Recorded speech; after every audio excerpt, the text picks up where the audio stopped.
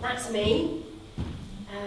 My name's Bernadette Russell, and it's important for you to know that at times in my life, I've not been very kind.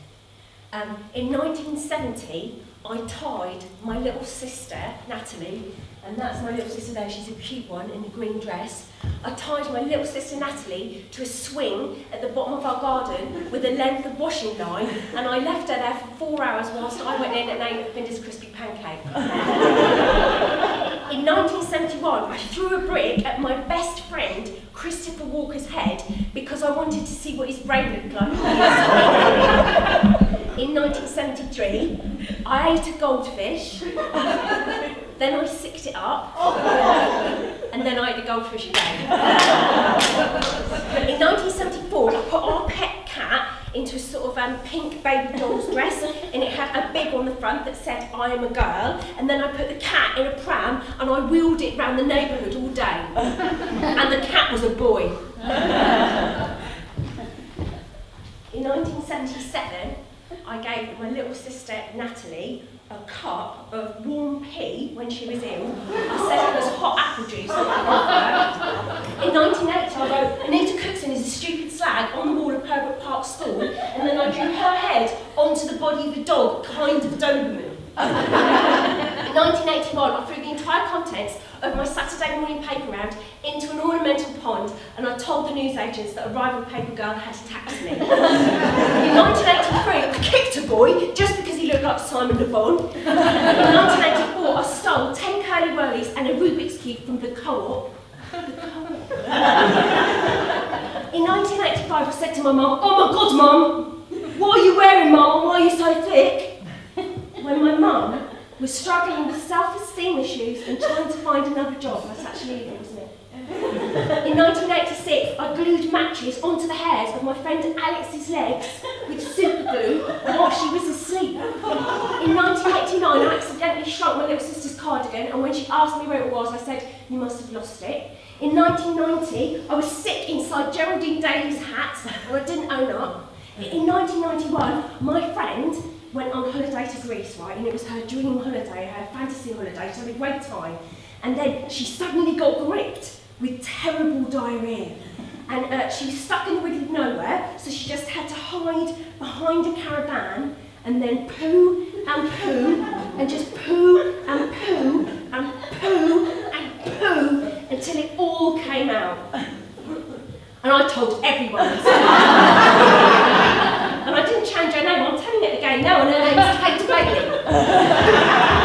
In 1993, I laughed the entire way through a wedding ceremony just because the bride was 1 foot taller than the groom. In 1994, I found out my friend had got sacked, and I phoned her ex-boss and said that I was available for work. In 1996, I pushed a woman into a garlic bin in Deptford High Street because she shouted at me. In 1999, I escaped from my friend's play by pretending to faint because I was really, really bored. In 2002, I poured very hot Tabasco sauce inside Gareth's mouth while I was asleep. In 2004, I put a load of sardines into my friend Ian's shoes. We were at a barbecue, and then I let Ian put his feet back in the shoes. It was disgusting, and the sardines were still in there, I didn't know.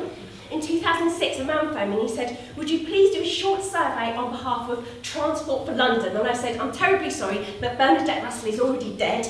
And in 2008, he shouted, "Don't bitch me, bitch!" to a customs officer on the Bratislava to Vienna ferry, and I am to this day not allowed back in Slovakia. In 1988, 89, 91, 93, 97, 2002 and 2004, I borrowed a fiver and I never paid it back. August 2011, I was at the Edinburgh Festival when this happened.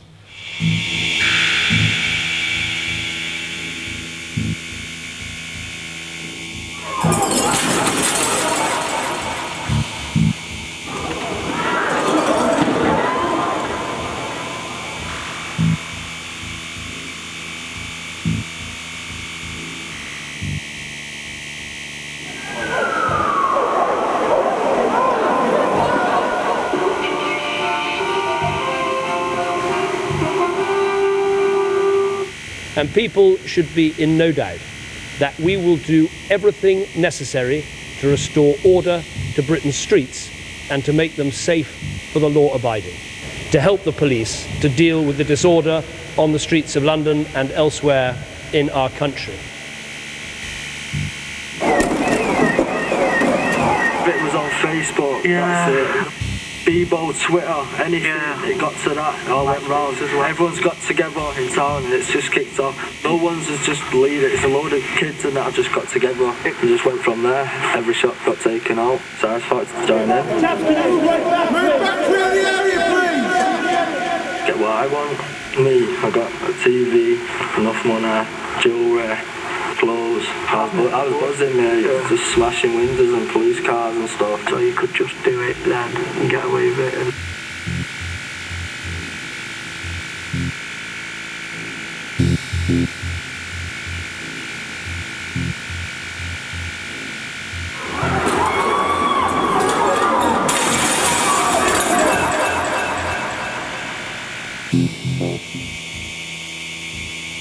That is the government's fault. Yeah. I don't know. Conservatives. Yeah, whatever who it is, I don't know. It's not even a right, it's showing the police we can do what we want. Yeah, that's what it's all about, showing the police we can do what we want, and now we have. I think this is happening because it's a social meltdown, yeah? Like all the other working class people, single mothers who've got 4 kids and whatever, they're the ones that's suffering. When they go down the benefits and if they're late for half an hour, someone's turning around and saying, oh, I'm sorry, we're cutting all your benefits off. How am I going to survive? This is Cameron's watch. This is happening on Cameron's watch. This is about a man who got shot in Tottenham. This ain't about having fun on the road and busting up the place. Get it real, black people. Get real. I'm ashamed to be a happy person.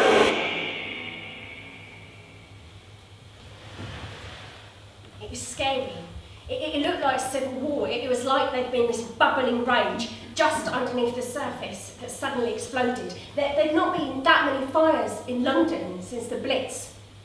And I came back home to Deptford in southeast London, depressed. What was going to happen now? Would it happen again? And what can I do about it? Nothing. What can I do about looters in hoodies carrying stolen boxes of Adidas trainers? And what can I do about David Starkey on Newsnight blaming black culture and white people who become black? And what can I do about Richard Littlejohn writing in the Daily Mail that the rioters should be clubbed like baby seals? And what can I do about bankers and their bonuses and their bailouts? And what can I do about politicians and expensive scandals and moral decay and phone hacking and page 3 and internet porn and padded bras for 8-year-old girls and recession? And this is not what the future looked like on Star Wars. And what can I do about population growth and rising sea levels and oil shortages and crop failures and global warming and bloody twerking? For God's sake, is this really the best that we can do? Best not to think about it, really. But I can't stop thinking about it because every time I walk into a shop it's plastered over the headlines and every time I switch on the news it's there. There's nothing you can do about it. Excuse me, I should explain at this point that this is Gareth and we're in a relationship. Hello. Oh, you might remember Gareth from the 2002 incident when I poured very hot Tabasco sauce inside his mouth whilst he was asleep. You remember that, Gareth, don't you? Yes, I do. So stand up. Just do something quick.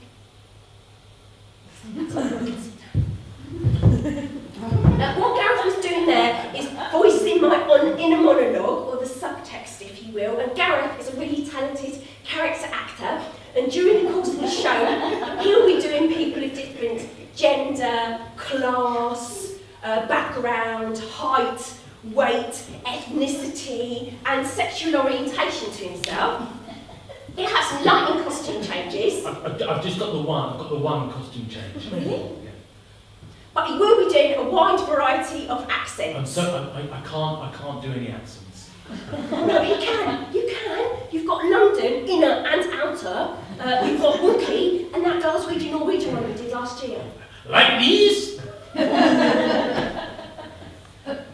got any others? No. But I have got some boxes of shoes. Right. And I thought we could mix things up a bit theatrically, and I thought I could represent all the characters that you met on your journey throughout the year by holding up a shoe in my left hand. Metaphorical.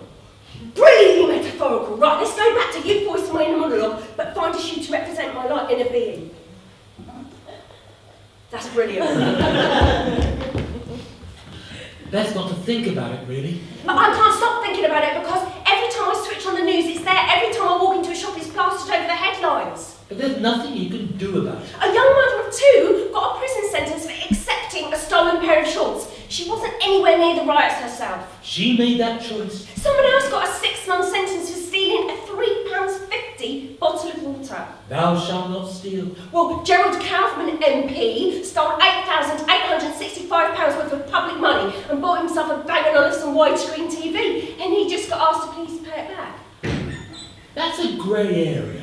Why don't they make an example of the bloody bankers? It's much more complicated than that. Gareth, are you voicing my inner monologue? Are you channeling the Daily Blooming Mail? I'm so sorry, so sorry. But there were other positive things too, like Dan Thompson, who started Riot Cleanup. And I asked Dan what he thought when he first heard about riots. I think I was just amazed at the fear that friends I know who are logical, sensible people were barricading themselves, literally barricading themselves, and were describing moving bookcases against the door to try and barricade doors and that kind of thing. So I started thinking about what I could do to help, and started with the simplest thing I could think of to do, which was to ask people to go and help clean up their local shop, just on the grounds that if we could get bread and milk to people through local shops, then we could start tackling the bigger issues and the bigger problems. So it just felt like a really simple solution. Get a broom, get a bin bag, go and help your local shopkeeper to tidy up in the morning. And then we can deal with the big stuff. But let's start with that bit of tidying up. And I started tweeting that, I think, just before midnight on the Monday night. I set myself a target. It was in this office, this is where it all happened. Set myself a target of 50 people I wanted to get out and helping. And by midday the next day we had 76,000 followers on Twitter, and we think altogether about 12,000 people actually got directly involved in riot cleanup. I told Dan that I felt overwhelmed and asked him how he dealt with such a massive task. If we'd have said we're going to put London back together again, nobody would have got involved. It couldn't have worked. That's too big an ask.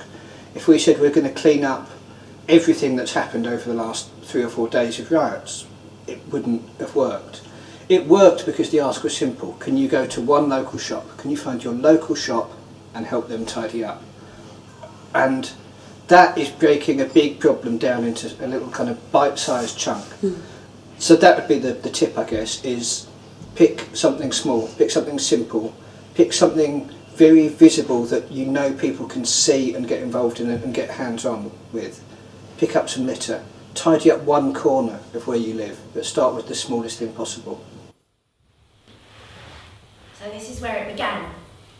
August the 18th, 2011, and I'm in the queue in the post office in Stratford, and in front of me in the queue was a young man, and it occurred to me that he looked like the sort of person that I've been seeing on the television all week. He had his hood up, his trainers on, his eyes down. He looked like a rioter. He didn't have enough money to pay for his stamp because he thought that the envelope was free post, and I said I'd pay it for him. He was, of course, very nice and grateful. He said, thanks. Later that day I got on the bus. A girl got on behind me and her friend sat on her lap. So I said, oh, you can have my seat. And she said, No, you're right. oh no, you're fine, honestly, I'm getting off in a minute. You better find someone else to rest your eye, else I'm going to cut you. Then she started threatening everyone on the bus with violence and shouting, I'm not in the mood for it. The girl who was sitting on her fell asleep, which was weird. My stop came, I got off, and then it occurred to me, I knew exactly what I wanted to do. So I ran home and I said to Gareth, I know exactly what I want to do. I'm going to try and do a kind thing for a stranger every single day for a year, for 366 days, because it will cover a leap year. I'm going to see if kindness can change the world. Yeah. Gareth wasn't that impressed. To be fair on me, Bernadette is known for coming home and making huge announcements. For example, she said she's going to join Millwall's women's football team. She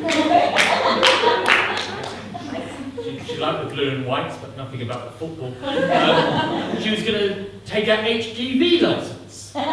She hasn't got a normal licence yet. She was going to raise chickens, then she was going to raise foxes, then she was going to raise badgers, and then she was going to breed badgers, and she was going to save badgers. She was going to do a course in ghost hunting at London South Bank University. That's a real course. And last week, she's just going to retrain as a dog aromatherapist. Yeah, Gareth, this time I'm going to do it because I've never actually ever been the best at anything. I'm basically a total failure, but I might be able to be the best at being kind. So I posted it on Facebook and Twitter, and it got 2 likes and 12 comments, which for now is all the encouragement I needed. You need some rules. He was right. I did actually need some rules. The rules of kindness. So I wrote them down, and I addressed myself as thou to make it seem more like an actual commandment. Number 1, thou hast to be kind to a stranger every single day for a year. Number 2, thou must never say no if someone asks thou for money. Number 3, every day thou must smile at a stranger, and thou mustn't sulk if the stranger does not smile back at thou. Number 4, thou can sponsor people, but actually thinking about it, sponsoring is really easy. So, thou can only sponsor people if thou art ill or somehow incapacitated. Number 5, it has to be to a broad range of people. It can't just be people that thou likes the look of. In fact, it should especially be people that thou doesn't like the look of. Number 6, it can't just be ordinary, everyday politeness, like saying thank you. Thank thou. Yeah, thank thou. It has to be an uncommon act of kindness. Number 7, thou must post it on Facebook and Twitter every day. Number 8, other people can join in, but thou cannot force them to. Number 9, no days off, no exceptions, whatever happens, no matter how tired, hungover, still drunk, or actually physically maimed, thou hast to do it. And number 10, it has to be a different thing every day. That last one, of course, I didn't keep up because that's fairly ridiculous. But I did stick to all the rest of them. And in the first couple of weeks, the main issue for me was working out how I actually start that conversation. You know, what do I say? I was concerned that people might think I was trying to sell them something, or I was trying to get money off them, or that I was going to, sell them a mobile phone package, something like that. I was worried also that they might even think that I was trying to chat them up. Let's not start by saying, what are you doing tonight? Well, exactly. And then, you know, what sort of person should I approach? Should I approach someone like you, madam, with your lovely blonde hair, your angelic expression? Probably not an angel, but you look angelic. Imagine you and me, it's just a Saturday afternoon, it's quite rainy. We get the box set of The Wire out, something violent but engrossing, and we just stuff ourselves with a load of custard creams, we'd have a laugh. It'd be nice, wouldn't it? So like, or do I pick someone like you, sir, with your intimidating good looks and your vague threat of violence? Which way do I go? I refer you to the 5th commandment. Oh yes, when I said I would approach a wide variety of people. Well, with this in mind, on the second day I bought some roses in Tesco's and I'm sort of scouting around looking for somebody to give them to, and then I see Ryan on the checkout and he looks like he's having a terrible day. And I think to myself, do you know what? Ryan deserves these flowers, if anyone does. And so I start talking to him. Hello, Ryan. You know the riots that just happened? Yeah. Well, it was horrible, wasn't it? Yeah. Well, I decided after that I was going to try and do a kind thing for a stranger every single day for a year. And then I saw you and I thought you looked nice. Yeah. So I wondered if you would accept these and be my today's act of kindness. Oh my God, that's brilliant. That's so cool. Thank you. Excellent. It's going well. Day 3, I've got this brilliant book. I wanted to give it to the grumpy looking man sitting opposite on the bus, written this really nice message inside, and then I thought, Do you know what? I wonder if you get nice things happen to you less often if you've got a grumpy face. And in that case, should I look for the grumpiest looking person on the bus and give it to them? I basically overthought it. My stop came, I got off, and I'm scanning around looking for a victim, and then I thought, oh my God, I'm thinking victim, like an actual serial killer. But then I see this lady and offer it to her. Would you please accept this book as a gift? Thanks. It's going well. The next day, I make the very first of my homemade cards out of pictures I've cut out of old magazines. This is the image on the card. Now, for the younger ones amongst you, you might not know, this is a comedian from the olden days, Les Dawson. And Les Dawson used to really like wearing ladies' dresses and ladies' wigs and ladies' makeup. It's basically what passed for humour in the 1970s. But he was very good, and my granddad loved it. I'll tell you what, I'm just going to do a bit of Les Dawson now. Yeah. You haven't seen it yet, though. Yeah, so you can enjoy it if you don't know him. So this is him as a woman. So I said to him, would you like a hot bowl of broth? And he said, yes please, I would. I'd love a cock-a-leaky. And I said, you filthy swine, there's something wrong. Area, and you need to go to the doctors and get some ointment. Because it's spilling over out of it. Sorry, I was sort of channeling a bit. Anyway, inside the card I wrote, I hope you're having a brilliant bank holiday in the sunshine with your mates. I dare you to call in work tomorrow sick and have another day in the sunshine. Love from your fairy godmother. And I'm on the concourse at London Bridge. I see this man and I decide that he's the chap for me. Hello, I just wanted to give you this. I don't want it. Oh no, I promise you, you are going to love it. I don't want it. I guarantee it's brilliant. I don't want it. Take it! 3 X's! Excellent, as fast as I could. I realised that was unkindness. Approaching a sort of common assault. So I knew I couldn't count it, and I left a pound coin on the tube seat for somebody to find later. It did make me laugh, but I was also a bit fed up, because it occurred to me I still had 362 days. How am I going to do that? It's stupid, stuff it. Stuff it, I say, I'm not going to do it anymore. And then when I got home, I had this message from Ryan in Tesco's on Facebook. I have just been the lucky receiver of an act of kindness. I got these beautiful flowers and it really surprised me and made my day and opened my eyes to how wonderful life could be. So thank you, Bernadette. Sending lots of love to you. Yes, come on. Bernadette, I'm so sorry. I was just celebrating. No, very good. But are you just going to list 366 days consecutively? Well, I thought that's what the show's called. That's what they're all gagging for here. Okay, but my estimations, if you spend at least 1 minute on each day, and you've already spent 10 minutes talking about the riots, you're going to be here till 2 a.m. I can't make that kind of commitment, neither can they. I've got Call of Duty later on today. They need me. Okay, Gareth, what do you suggest? Pie charts. That is excellent. No, seriously, Gareth makes brilliant pie charts. What I've done, ladies and gentlemen, I've analysed and crunched all the information, the whole 366 days, and put them into a series of pie charts, or graphs, like so. This girl's pie chart here is what I like to call the categories of kindness. These are things Bernadette did. For example, she did kindness to waiters 10 times. She did acts as fairy godmother. She did that 55 times. And she was kindness to animals 6 times. This next graph, which I like to call a bar graph, shows the locations of kindness. Oh, Gareth, look. You spelled kindness wrong.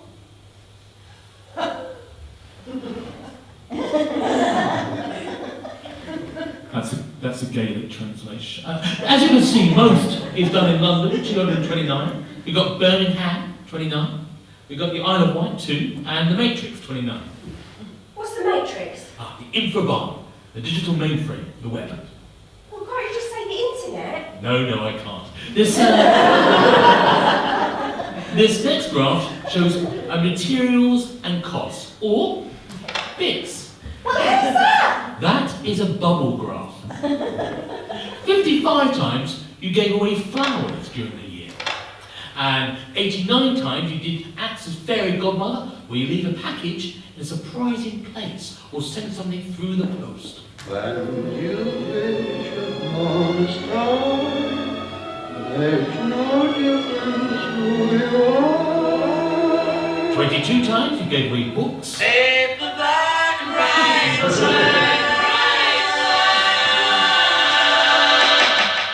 Thank you very much. Gareth, that was absolutely brilliant. You must have spent ages on that. Well, I am a professional actor, so I've got loads of time. On days 15, 18, 69 and 88, you left things in phone boxes. Oh yeah, right. Now you're all going to be wondering, why phone boxes? That's weird. Well, in my experience, phone boxes are disgusting.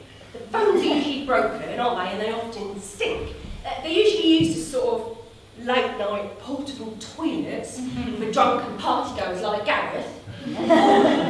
Or a sort of free advertising space for those that work in the adult entertainment industry.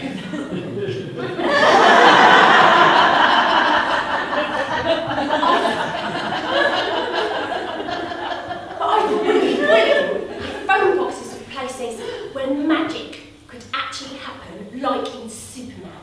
So I left things like this. I also played Knockdown Ginger. Knockdown Ginger is a prank dating back to 19th century England when you knock on the door and then you run away. But when they got to the door, they'd find things like this. I travelled to the east coast of Scotland. On day 22. And I gave a lady a homemade card and I got a hug in return. Then I travelled to the west coast of Scotland. Day 27. And I gave a burly man a grow-your-own yacht kit to give to his fiancée. Over the course of the year, I did 16 anonymous online book reviews. On days 68, 92, 104, 110, 144, 168, 138, 102, 204, 208, 216, 254, 268, 310, 324, 336, 341. 344. But I only reviewed things I liked, because as my nana said... What's your name look like? What's she like? Oh right, well, she was like uber glamorous, a bit of a showgirl. Better clear it up. Come on now. That's excellent. As my nana said... If you haven't got anything nice to say, don't say anything at all. Thank you, Nana, you're absolutely right. Day 31, and I'm going into Boots in Circus shopping centre, and I wasn't thinking about being kind. I was mainly thinking about buying eyeliner. But as I got to the counter, I started talking to the lady. Hello, how are you? Do you know what? I've had better weeks. Yeah. But you always got to think to yourself, there's always someone off worse than you. Helps you get out of bed in the morning. Well, I'm sorry to hear that. So I dashed out and I grabbed her sort of pot of flowers and I ran back in and I gave them to her. She was really happy and grateful. She said, "That's so nice." Well, she did start to cry a little bit. A few hours later, I saw another lady struggling up some stairs.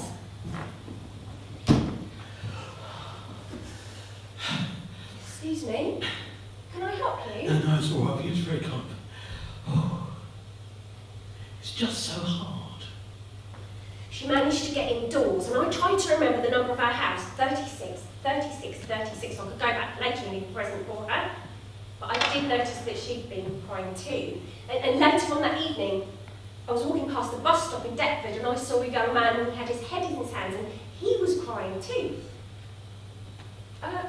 Excuse me, are you alright? Some people are meant for love. What you want to do? Not you though, don't be daft! Look at a handsome man like you! His bus came and he staggered on. I think he was a little bit drunk. Oh God, everyone in Deptford is crying. What a month. I'm exhausted.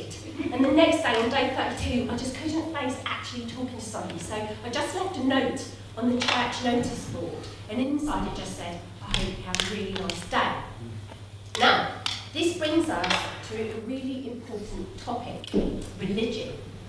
As a child, I went to Sunday school, and my Sunday school teacher was a brilliant storyteller, and Jesus came across as this really cool, really kind, sort of animal-loving magician type.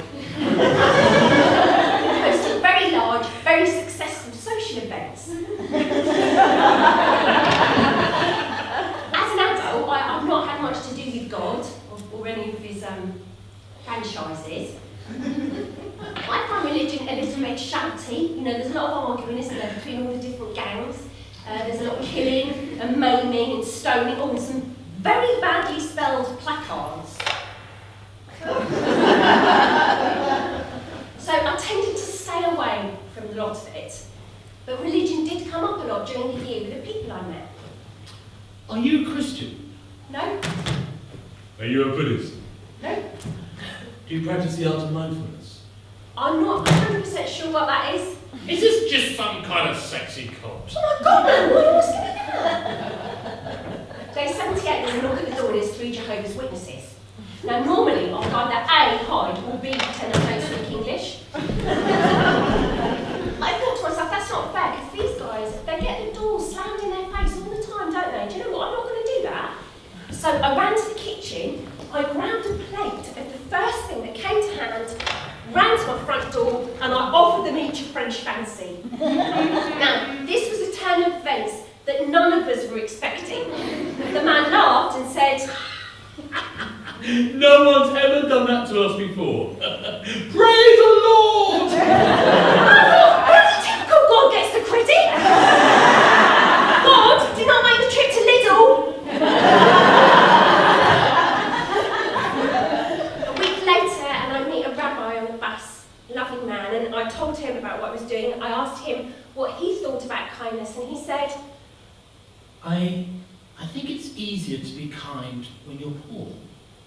When your life isn't about acquiring wealth and possessions. I don't know what I thought about that. Then on day 137, my friend James Yarker emailed me this picture. This is Christchurch in Summerfield in Birmingham, and the vicar there is Pete Sainsbury. Now, the church has been doing projects all about kindness and compassion, which is how my name came up. There's a screen you can see at the top of the picture. That's me. I'm wearing a quite finely long white scarf. I was really chuffed on that day, right? Because actually, in real life, on that day, I was physically bigger than Jesus. And it's true. And I sort of liked it because I've never really thought of myself as a spiritual leader. I've always modelled myself more on Amelie than Gandhi. I thought, I'm going to go and see this vicar, this Mr. Pete Sainsbury, and see if he can answer some questions for me. Gary. Gary, what are you doing? I'm going to do the vicar bit. Oh no, you're all right, Gary. We've got this on film. You could stand down. This is my only costume change. Do you know what? Sod it, keep it on, because you look really hot. Yeah, just keep it on. So I asked Pete, what does religion have to do with kindness? The idea of kindness definitely runs through the major world religions. I can't think of a religion or religious conviction in which kindness towards others isn't an integral part of it. I had a little think about the conversation that I'd started with Pete, and I studied some of the major world religions. Now, Buddhists say that in compassion lies the world's true strength. And in one of the favourite stories that I read about Buddha, this is brilliant, right? Buddha managed to calm down a really angry wild elephant.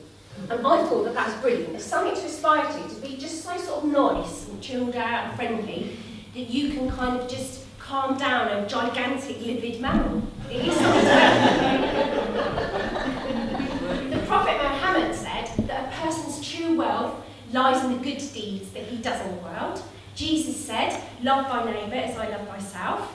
And in Hinduism, the Mahabharata said, what causes you pain, do not do to others. Judaism teaches, what is hateful to you, do not do to your neighbour. And Sikhism, I'm a stranger to no one and a friend to all.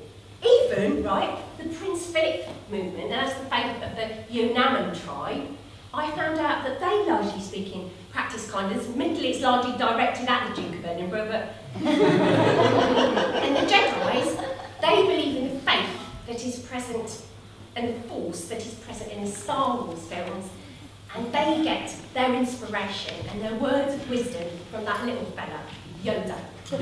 Fear is the path to the dark side. Fear leads to anger. Anger leads to hate. Hate leads to suffering. Gareth, is Yoda German? Yes, he was. You know, it's all right, because Yoda had a point, didn't he? Our enemy is fear, it's not each other, and they all have a point. They're basically good people. They're words of wisdom, they're trying out good things. I mean, it's not for me, that kind of faith. But studying it made me realise that I do have a kind of faith. I have faith in human beings, I've got faith in other people, and in myself, just to be better. Brilliant, brilliant. Go, go. Is that another character from Star Wars, yeah? Oh, yeah. Sorry. Round about now, the evil voice inside my head started to pipe up. You're not going to keep on doing it, are you? Yes? What's the point? People keep crying. How do you know it's doing anyone any good? Well, I don't. I said that I was going to do it, so I am. But you hate it. I don't hate it. Well, I do hate it. Well, I don't hate it exactly, but it is stressful, and it's scary, and it's blooming time-consuming, and expensive, and quite lonely. But then friends of mine started to join in, like my friend Cindy, who took loads of coats and blankets to homeless people, and my friend Karen, who helped her elderly neighbour with his garden, and my friend Matt, who did an act of kindness every single day whilst he was on holiday in Canada. Then I started having weird conversations with some other friends. Why don't you just be kind to yourself, because that's the most important thing. No, I don't think it is. Yeah. I think we should try being kind to other people first, because you know, these days we're all a bit self-obsessed. Yeah. Why don't you just have a long hot soak in the bubble bath? That was suggested a weird 6 times over the period of 1 month. I must have stunk. You can stop doing it now. Just pretend you're doing it. No one's going to know. But I swore an oath. It's all a bit middle class, isn't it? No, it's not. No, I'm not giving away gift vouchers from John Lewis. I'm taking cans of beans to food banks and New Cross. Have you ever actually been to South East London? Doesn't it make you sad? You know, because like, the world is just like, full of wankers. Hang on, when's the last time you met a wanker? Every day, I encounter a massive wanker. I mean, I'm not like that. I'm nicer than most people. I really am. And there's still lots of wankers out there. I mean, look at the news. No, I'm sorry, but that is not what I'm discovering. I mean, to my surprise, most people, you know, they're all right. Well, actually, scratch that. Most people are nice. They're a lot nicer than you and me. But he did sort of have a point, didn't he, in regards to the news. You know, it's pretty depressing. If you actually pay attention on a daily basis, it's pretty grim. I mean, look at that. Ladies and gentlemen, this is about the news and just how bad it really is. Welcome to the Bad News Blues. Be afraid of the youth because they don't tell the truth. Be afraid of the blacks as they gather in packs. Be afraid of the gays, they have very queer ways. Be afraid of the French, we all know that they stench. Be afraid of the Arabs because they bake babies in bread. And be afraid of Chinese because they eat monkeys' heads. And they're taking our houses and they're stealing our jobs, but they're lazy and feckless. They're all big fat gobs. Be afraid of the poor as they scrounge off the state buying TVs and scratch cards and staying up late. And be afraid of single mums and their dozens of kids. And that lonely old man, you don't know what he did. Be Be afraid of Muslims and their scary beards. Be afraid of that mosque that suddenly appeared. Be afraid of women who get drunk and then laugh. Be afraid of accidental drowning in the bath. Be afraid of that hoodie on his own in the park, because he'll clobber you on the head once it turns into dark and you cannot trust no one. Nobody cares, and don't get out at night. You just don't dare. And it's not like the old days. We should bring back hanging. And what's that I can hear? A terrible banging. There's someone at the door and they say they want sugar. I wish this was America so I could shoot the bugger. Be afraid of women having brains, not just boobs. Be afraid of developing unsightly moves. Be afraid to laugh. Be afraid to cry. Be afraid to live before you die. And dogs and dog owners and child-eating foxes and things you must sign for, delivered in boxes. And be afraid of cancer, though it can kill you, it's true. And be afraid of peanuts and peanuts giving you the flu. And sea level rising and population growth and carbon emissions and marmite on toast and gypsies and tramps in countryside fields. And microwaved horses in beef ready meals. Be afraid.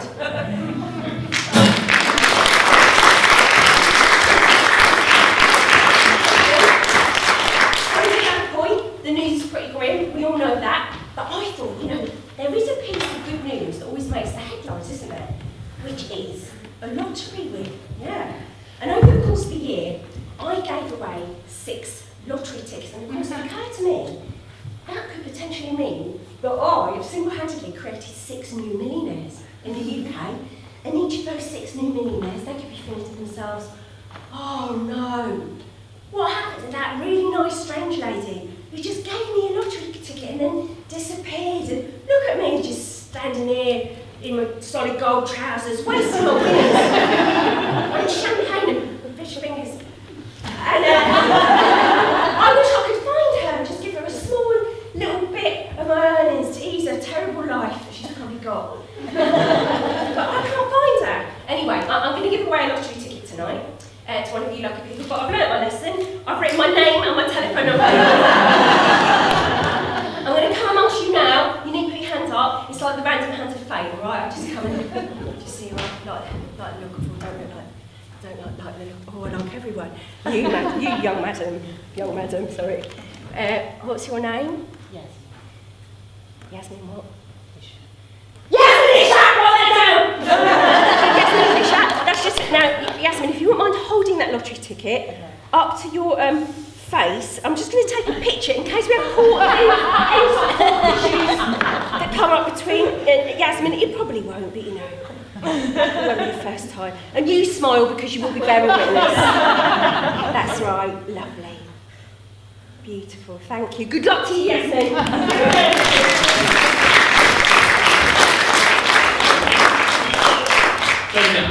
I really hope Yasmin wins. I do. But I've got a bit of a problem. What happens if Yasmin uses her winnings for evil? Surely that will undo the kindness. Well, what sort of evil? I don't know, Yasmin could buy shoes encrusted with blood diamonds. She could just coats made out of fur of endangered animal species. Or she just collects barrels and barrels of children's tears. Oh, Gareth, you've got Yasmin all wrong. Yeah, because I was attracted to her. Mainly I was blinded by the light, but I was drawn up there because of her lovely gentle brown eyes, and I could tell she had a heart of gold. I don't know how it's a psychic thing, I don't know. That had a heart of gold. Yasmin, please reassure me. You wouldn't, for example, you wouldn't wear a coat that was made out of a mountain gorilla. No. She paused. She did pause. That was the correct moral decision. Well done, Yasmin. Thank you, Yasmin, because that course would be mad. That would undo the kindness that we've started talking about. Over the course of the year, I studied lots of philosophies of kindness. And one of my favourite people in the whole wide world, Albert Einstein, had this to say. He said, "We owe it to ourselves to liberate ourselves, to extend our circle of compassion to include all living things. In other words, be kind to animals." So of course I was. I gave a load of cupcakes to some mice that I saw in Sunset House. And I gave away sort of loads of seeds and sausages and stuff like that to birds. And I bought a dog a croissant.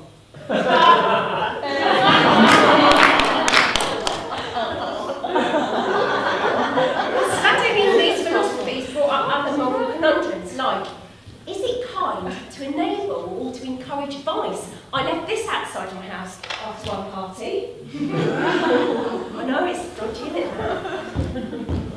But day 78, I'm in Iceland, the shop, not the country, and in front of me in the queue is this hugely obese man, and he's trying to buy 7 2-litre tubs of ice cream. He's 90 pence short, so I said I'd pay it for him. I did, and the cashier said, Is that your good deed for the day? yeah. Huh. Oh, you're not so sure. How far are you going to take it? You going to leave crack in infant schools? I've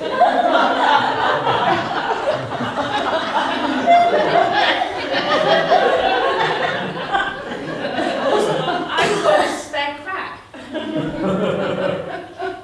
Some days I kept it really simple, like day 84, I just gave a lady that I met in Brighton a bunch of flowers. And she said, Didn't that comedian already do this? What's his name? she is, of course, talking about Danny Wallace, and he wrote this book, 365 Roundabouts of Kindness. Now, round about now, I started finding out about other people and organisations who'd had the same idea as me. Was that annoying? No, it wasn't annoying. Mostly it was brilliant. I mean, some of it was a little bit namby-pamby, like giving people free hugs. I love a free hug. Well, a lot of people actually, Gareth, would agree with you. Like this Dr. David R. Hamilton, PhD in his scientific research, he said that acts of kindness, like giving people free hugs, benefit the giver as well as the receiver because they stimulate the release of oxytocin, which he calls the molecule of kindness. And oxytocin is amazing. It heals wounds quicker, it lowers blood pressure, it makes us more open and trusting. But best of all, oxytocin is cardioprotective, which means that doing something from the goodness of your heart can protect your heart. Round about now, I started hanging out with people who make kindness their business, like Mark Williamson from Action for Happiness, and David and Hattie from Kindness UK, and Tom from People United. And I found out about the work that they were doing in their local communities and schools. It was brilliant, you know, I really want to help them, maybe raise some money for them, or get them a little bit more recognition. And it occurred to me, what I needed was a celebrity endorsement. No. And I heard that cheeky chappie, Andy Peters, he encourages an act of kindness every Thursday on his radio show. So I tweeted Andy, and then I tweeted him again, and then I emailed him, and then I sent him a homemade card, and I cut out his head, and for some reason I put a kangaroo body on it, but I never heard from him. But I have invited him here tonight. Andy, you in? No, sorry, Bernadette. He's gone paintball at the Phillips Schofield. It's Christmas, and I'm coming home after ice skating in Sunset House, and I see these people and they're dispensing homemade soup in the back of a van to homeless people. I thought, look at them. They don't need blooming Andy Peters or Philip Schofield, do they? They're not making a song and dance about it, they're just getting on with it. So I thought, I'm going to use that as my inspiration. I'm just going to get on with it. And I did. I made loads of homemade cards, and I sent them to people that had contacted me on Twitter or on Facebook, or for friends of mine, people who might be depressed, or they've been made redundant, or they just got divorced. I made absolutely loads of these cards. You made 201 to be precise. Oh, Gareth, yeah, but don't do all the numbers, it's boring, we'll lose them. No, sorry. No, I've done a little card montage on PowerPoint. And I've done a little contemporary dance to go alongside it. Brilliant! Gareth's going to sex it up a bit.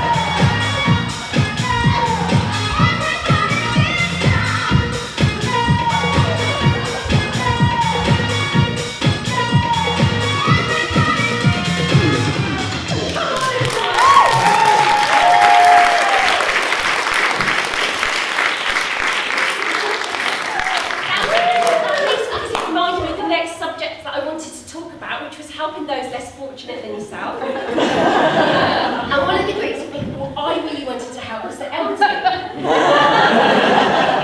Now, I don't have a lot of time, but I do have a lot of stuff.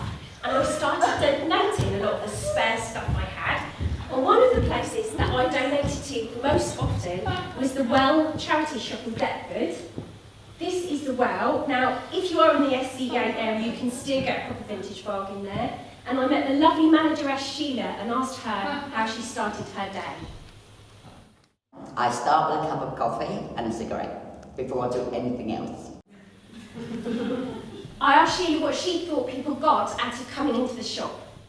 They go away with a smile on their face. And that is not being said, it's really true. We have such love in this shop. And we play 50s, 60s, 70s music. I've got people jiving in the aisle, the old couple waltzing, and which is true, you can ask anybody. And I always, I tease, I take the mick, in a nice way, not in a nasty way, because I'm not a nasty person. Oh. I asked Sheila if she thought it was easy to be kind. I think it all depends on your heart condition, to be quite honest with you. I think if you've been brought up, I mean, I was brought up, if you can't do somebody a good turn, don't do them a bad one, you know. And I've always tried to be, it sounds like I'm a goody-goody, I'm not, I'm far from it. But I always believe that if you can do somebody a good turn, do it for them, help them if you can. If you can't, then say, no, I'm sorry, I can't. You know, it's as simple as that. I mean, I try every day to do a good turn, whether it's, I don't know, paying somebody a compliment, genuine compliment, not, you know, not a false one. Yeah, paying them a compliment, telling them how nice they look or how nice they smell, and the blokes, oh, you're a bit of all right, you know, and that's it. And just be who you are. I asked Sheila if she thought that kindness could change the world. Oh my God, yes. Of course it can. If you don't think that, then don't get out of bed in the morning. You know, I think if you can just do one act of kindness a day, then if everybody did that, would it be fantastic? It would. It's just to put a smile on somebody's face is enough. But just be kind, because kindness begets kindness. It really does. And what else can I say?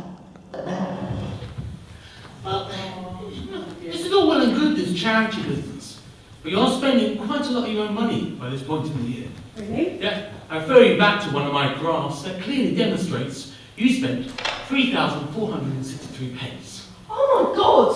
And for that money, you could buy someone you really like or love, a Panasonic 3D high-definition TV, or a luxury holiday to the Maldives, or just 2 pedigree dogs. Gareth, look, austerity kindness has got to kick in, because it's like Sheila said, compliments, they don't cost anything. Yeah, you did 33 compliments over the year, and I selected the top 3, and I thought you could try it out in the members of the audience. Now, these are actually compliments that I've paid to a lot of people during the year, so I'll just try and match them up with you lot. Hello. Day 94 in Lewisham. You have the greatest hair in South East London.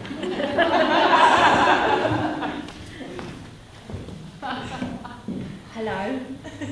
Day 67, Edgbaston, Birmingham. Your trousers have cheered me up. They are the trousers of spring.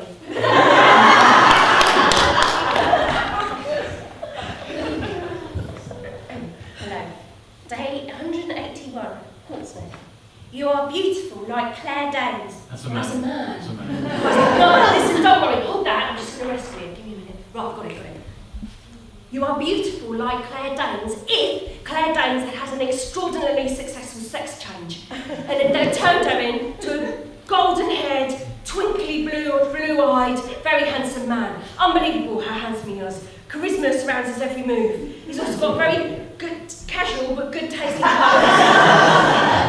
Really nice eyebrows, strangely blonde and yet golden at the same time. An incredible intellect, surrounded by really hot people. At all times, it's unbelievable.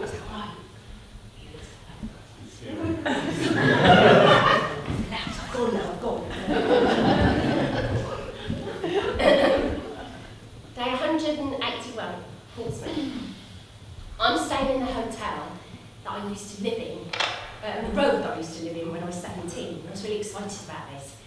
So I made one of my homemade cards, and I put a £20 note in it and a packet of seeds, and I left a note in there explaining who I was and what I was doing now for the people that lived in that flat now. And I left it on their doorstep for them to find, and I waited to hear back from them. I never heard. And most times I wouldn't really mind, but this time I was really disappointed. They probably never even opened it, Gareth. No, Bernadette, you don't know what happens after you leave these kindnesses. For example, in that house you used to live in, there could be two flatmates who are complete strangers to one another. Let's call them Dave and Julie. And they find your card while emptying the bins at exactly the same moment. Coincidence. And they open it up together and they laugh at the strangeness of it all. And they find that £20 that you left, and they decide to go out for dinner at the local Mexican down the road. And over a couple of burritos, they get to know each other with tales of past loves, lost opportunities, and amusing anecdotes. And later on that night, they accidentally kiss in a communal hallway while saying goodnight. And a week later, they're in love, and they spend every waking hour together, and they plant the seeds that you left in the back garden. And 6 months later, they're married, and they've got a child on the way. And they bought the house they once rented, and those seeds have grown into a small tree that they sit under the long summer's nights drinking Tesco finest rosé wine, eating Doritos and playing Angry Birds. And 25 years later, their kids have kids of their own. And they all play under the tree that is fully grown, where beloved pets have been buried, and memories have been shared and forgotten. Or a man who lives on his own, found the money and bought 4 cans of special brew and a cheese and tomato pizza. Either way, everyone's a winner. Right, Gareth, I can't predict the outcome, I've just got to hope for the best. And that was a very romantic story. Of course, halfway through the year, we came to the day of romance, Valentine's Day. Now, as a celebration of love, I've always felt that Valentine's Day was a little bit naff, you know. There's always somebody left out or disappointed. It's probably not like that for you, Claire Dane, with your looks. The rest of us, there's going to be 1 or 2 disappointments en route. And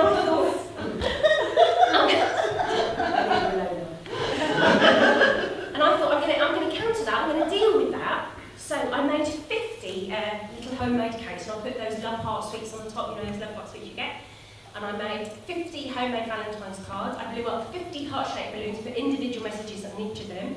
And with my friends Christine and Asif, we travelled all around London on Valentine's Day, giving away these gifts of love to complete strangers. I'm going to show you a little excerpt of the day, and I'm going to accompany it with a 1987 hit, which was taught to me on a freezing cold Saturday morning at the BBC by Billy Bragg as his contribution to the show.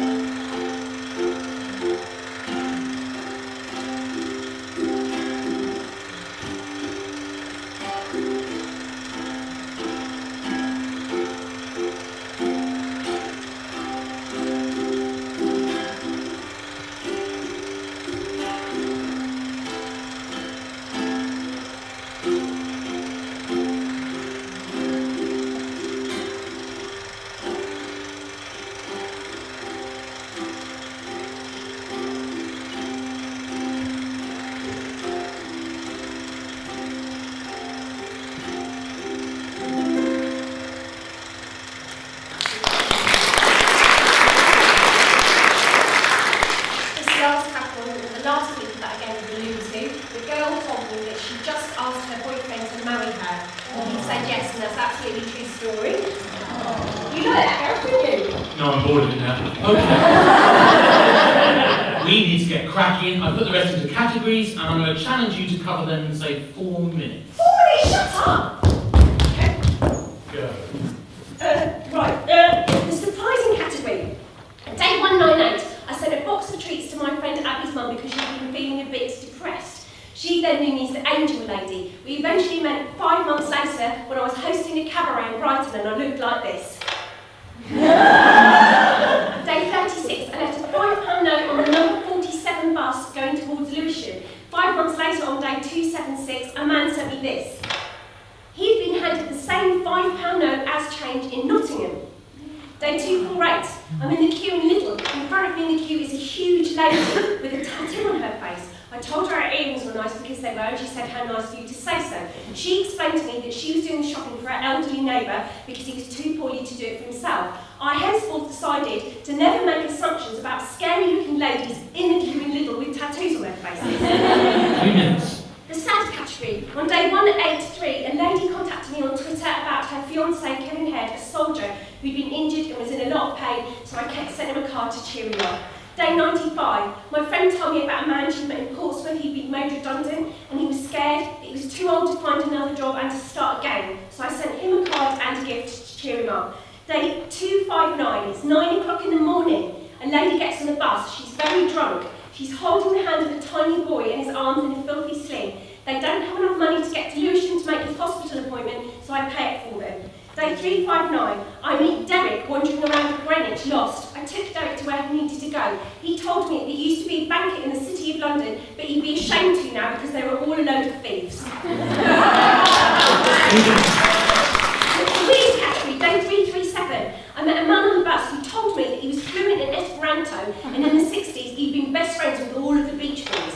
I spent the entire hour-long journey talking to him and sitting next to him because everyone else was too scared to. Day 338, I gave a bar of chocolate to these very drunk ladies on the tube who were inexplicably dressed as tigers. Day 357, I gave an on-birthday present to this lovely man that I met in Shoreditch. He told me he'd been a child model and wore something called the Nesquik baby. I didn't know what that was. He also told me that his father was a world-renowned psychic, which is how he knew I'd be nice. Day 230, I bought a cup of tea for this lovely man that I met in Brighton. He told me that he was being pursued by the FBI, so I mustn't under any circumstances put his picture on Twitter. I'm sorry about that. Well, the funny category, day 172, I accidentally threw an entire glass of red wine over Charlie, who I met in Mac and Jojo's in Soho. I was attempting to give him a jar of homemade sweets, but Charlie didn't mind. He laughed it off and said, "You've got to take the rough with the smooth." Day 299, I saw a man trying to light a cigarette and saw that he couldn't light it, so I ran inside and bought him a better box of matches, ran outside, lit a cigarette for him, and then I patted his dog, and he said to me, "It's a good job that you're a lady and not another dog, otherwise she would have..." Rip your bloody face off! That is the girl's Norwegian accent. The endurance category, day 249. I live on the 8-mile mark of the London Marathon. Every year the runners come streaming past. This year I gave away loads of oranges, hundreds of sweets. I made banners for people that I'd never heard of before in my life. I made a sort of bespoke shower unit out of an old watering can, and I opened my toilet to the general public, which was a mistake. And I actually ran it.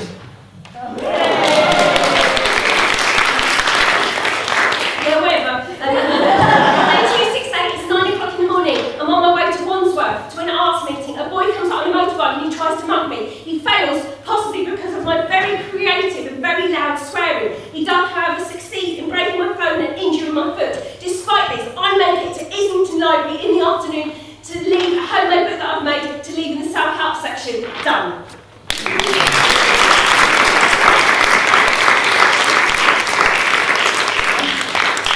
Closing down from the party atmosphere, but there is one category you missed out. Gareth, there's one in that category. Full disclosure, please. Day 256. I left a book by Stuart McConney on the wall of my house with a note saying, "Please take me," and in the morning it was still there. Poor Stuart McCann, it's a bloody good read, don't get put off. It's not Stuart's fault. It's my fault, Gareth. And you know, I feel bad about all the other things that I didn't get round to doing. Like, someone said that I should write to someone on death row. Someone suggested that I pay somebody else's gas bill. Someone even said that I should visit their mum on Mother's Day.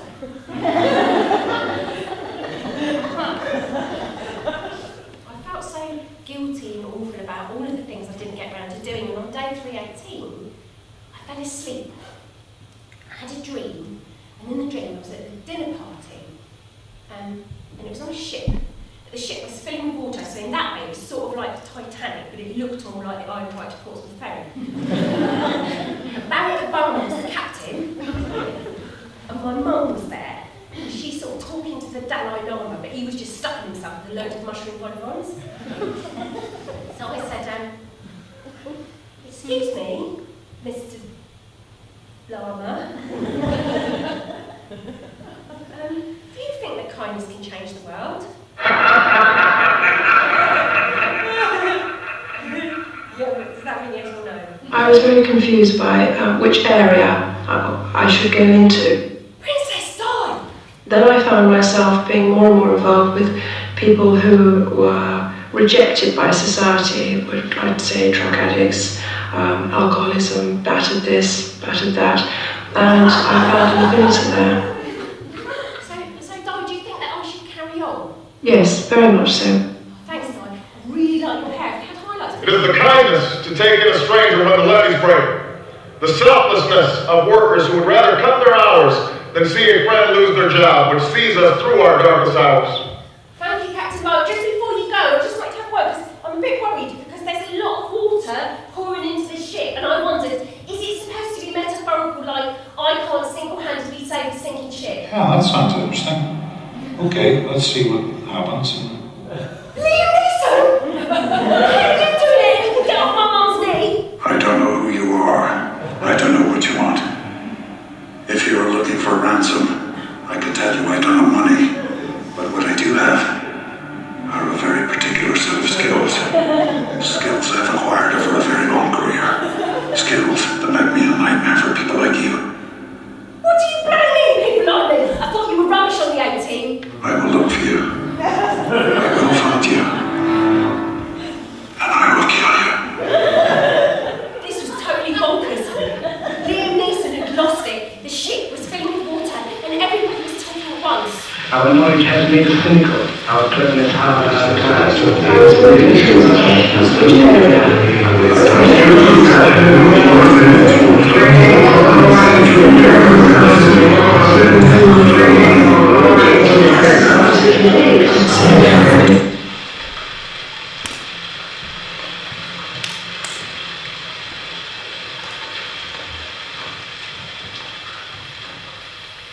Martin Luther King said that true compassion is more than just flinging a coin to a beggar.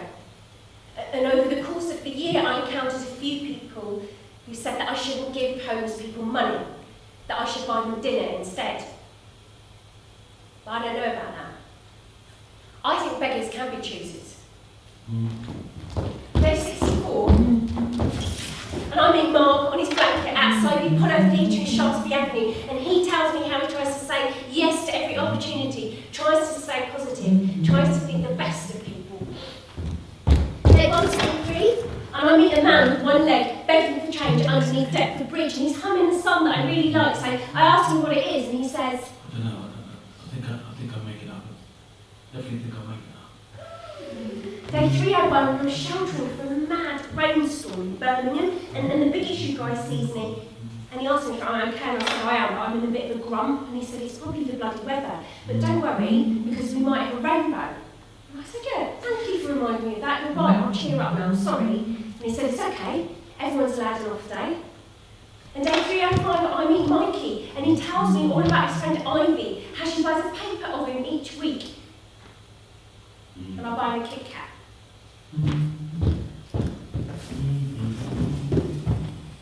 Day 143, and a man comes up to me at Birmingham Station, and he's explaining how he just needs £5, he's got enough money to buy a place in a hostel for a night. So I shove a £5 out, and my friend said you shouldn't do that, you shouldn't just like shove money at people, you you should take time to talk to people. And I said, I know, but I don't always have time. And day 101, and I did take time to talk to them outside Tesco's, and I bought them a packet of Rolos and a sandwich. And then later that evening, I'm at dinner with my friend, and she says, I couldn't do what you're doing because I can't afford to feed my own family. And I looked down at the dinner that we just bought, and I thought, that's not true, is it? And then I felt guilty. And day 273, and I'm trying to give a bunch of flowers to a lady that I met in Soho, but she doesn't want them, so I give them to a homeless man instead, and he says, no one's ever given me flowers before. And he asked me, but I think it's okay if he eats a pasty that he found off the top of the bin because it's still warm, and I said, you'll be fine. And then I run after him, and I give him £2. Day 340, and I'm in the grounds of St Paul's Church in the Jewellery Quarter in Birmingham. I see a man take his trainers off. His feet are bleeding. Excuse me, I know this sounds a bit weird, but I wondered if you would like my socks, because just had a shower, so they're completely clean, all honestly.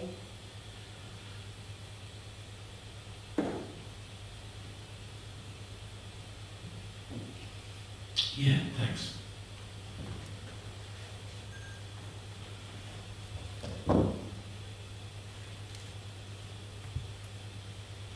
When I saw you, I was just thinking, I hate wearing trainers without socks. So do I. Feet are hard. And then we have a chat, mostly about how terrible the weather's been, and we go our separate ways. When I walk past the door of the church, I see this sign.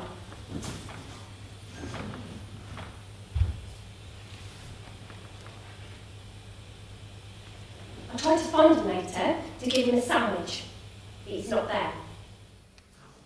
I think a great story about kindness in the face of tiredness and jadedness is the story about a little girl who is on holiday, and she's walking along the beach one morning, and it's a beautiful sunny day, bit of a breeze, but the night before there was a huge storm, and so the beach is just full of all these starfish that were washed up in the storm, and so she's walking along, she's trying not to step on them, and every few seconds she bends down, picks up starfish, throws it back in the water, and she just keeps doing that.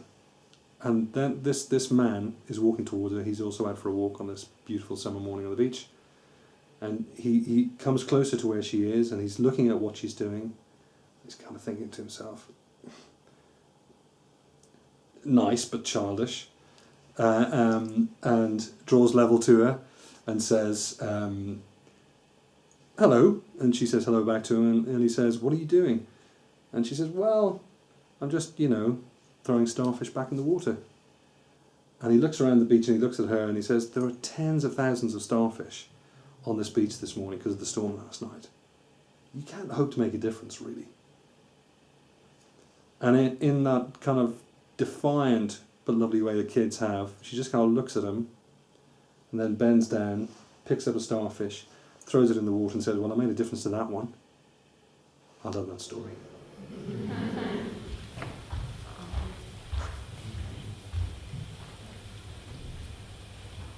August 2012. The Olympics have started. Burning buildings have been replaced by the flaming of the Olympic torch. The mood has lifted. People are talking and laughing with each other on the tube or wearing stupid hats. Day 366, the last day. I go back to the post office where it all began, and I told them the whole story, and I give them a cake. On the way home, I see two little boys arguing, so I have a chat with them, and I buy them a packet of magic stars. And that's it.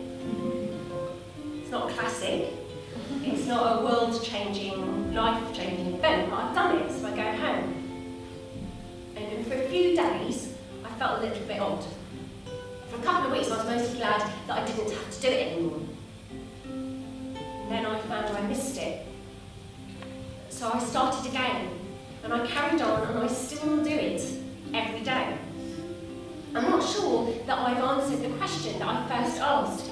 can kindness change the world? I do think it's a start, but I think that I've probably got to go back to protesting and marching and sticking up for people again, like I did in the 80s without the massive hair. But I do think that it's the best thing that I've ever done.